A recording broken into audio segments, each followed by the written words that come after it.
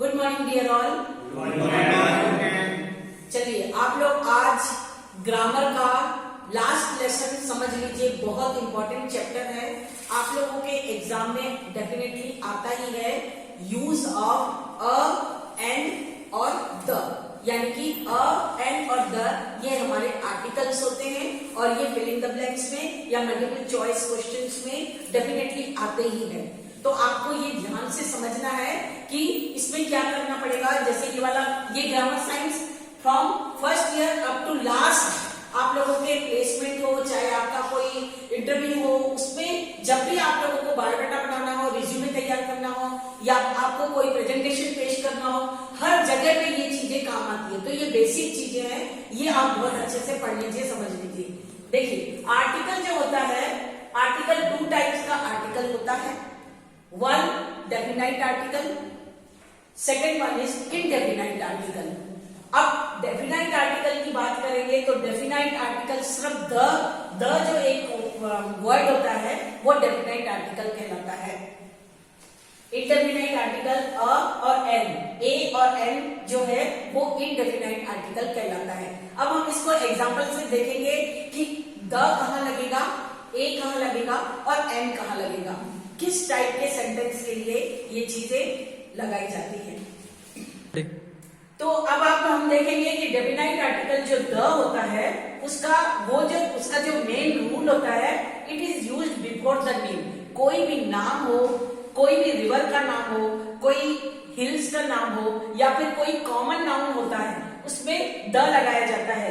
Definitely उसमें the लगेगा। तो आप लोग देखेंगे जैसे सेंटेंस है, कोई भी सेंटेंस है, जैसे कोई सेंटेंस है, बुक का नाम है, जैसे द महाभारत बुक का नाम है, ये महाभारत बुक है तो उसके पहले द लगेगा।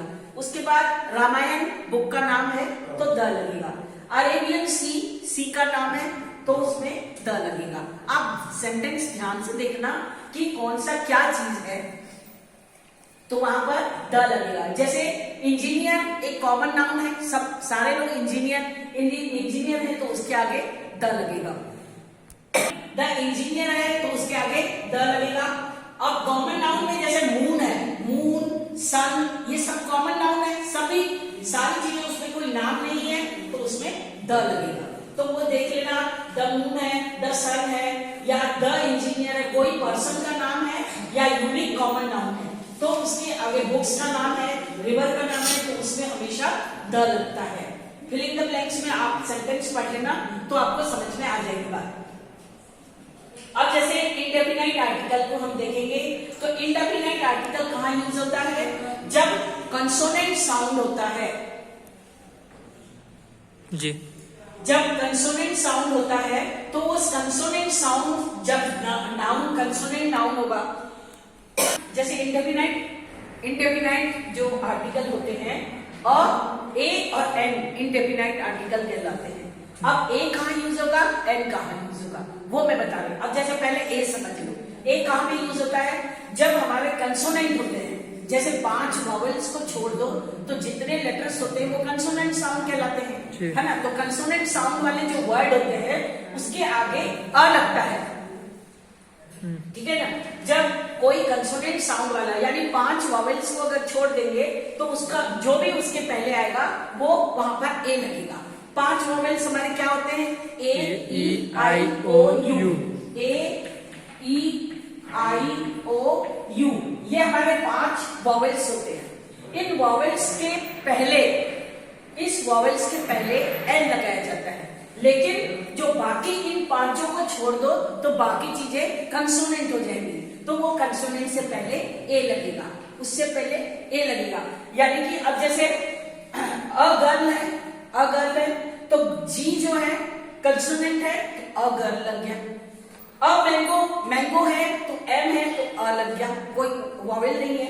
अब जैसे एप्पल है तो ए हमारा ए एप्पल है, ए जैसे हमारा वॉवेल है तो एन एप्पल लग गया। और उसके बाद ओ हमारा वॉवेल है तो और ओ के आगे हमारा एन लग गया, एन ऑरेंज लग गया। तो हम ध्यान देंगे कि जिस शब्द में हमारे ये 5 वॉवेल्स हैं तो वहां पर अगर फिलिंग द ब्लैंक्स में या मल्टीपल चॉइस में ए और एन दिया गया है तो आप ध्यान देना कि कोई भी जगह पे जहां वावेल होंगे उससे पहले एन लग जाएगा और जहां कंसोनेंट होंगे उससे पहले ए लग जाएगा। एक नोट करने वाली बात यह है कि अगर हमारे पास कंसोनेंट है लेकिन उसका उच्चारण अगर ए के जैसे हो रहा है, यानी कोई भी उच्चारण हो रहा है ए के जैसे, तो उस जगह पे हम एन लगाएंगे। अब जैसे यहां पर देखते हैं हम एग्जांपल में 60 मिनट्स मेक्स एन आवर, लेकिन यहाँ एच तो हमारा कंसोनेंट है, तो हम सोचेंगे कि ए लगेगा कि एन लगेगा, तो हमको आवर अ का उच्चारण हो रहा है तो वहां पे एन लगा देंगे हम। ठीक है। अब जैसे यूनिवर्सिटी, यू तो हमारा यूनिवर्सिटी है, तो यहाँ पर जो हमने एन लगाया है ये हमारा गलत हो जाएगा। यूनिवर्सिटी तो वाई का उच्चारण हो रहा है, तो हम यहाँ पर ए लिखेंगे। क्यों? क्योंकि हमारा वावल होने के बावजूद हमारे पास अगर यू हमारा वावल है तो हम एन लगाएंगे, लेकिन हम एन नहीं लगाएंगे। क्यों नहीं लगाएंगे? क्योंकि यू वाई का उच्चारण हो रहा है, तो जिस जगह पे कंसोनेंट साउंड का उच्चारण होगा वहां पर हम ए लगाएंगे। हमारा यहाँ पे अवर हमारा वावल नहीं होने के बाद हमने एन लगाया, क्योंकि हमारा अ से उच्चारण हो रहा है। यूनिवर्सिटी वावल होने के बाद हमने ए लगाया, क्योंकि हमारा उच्चारण वाई से हो रहा है। तो ये वाली जो बात है हमको ध्यान देने की बात है। ये सारी चीजें आर्टिकल में आती है। तो I think you understand all this things. Thank you very much. Thank you ma'am.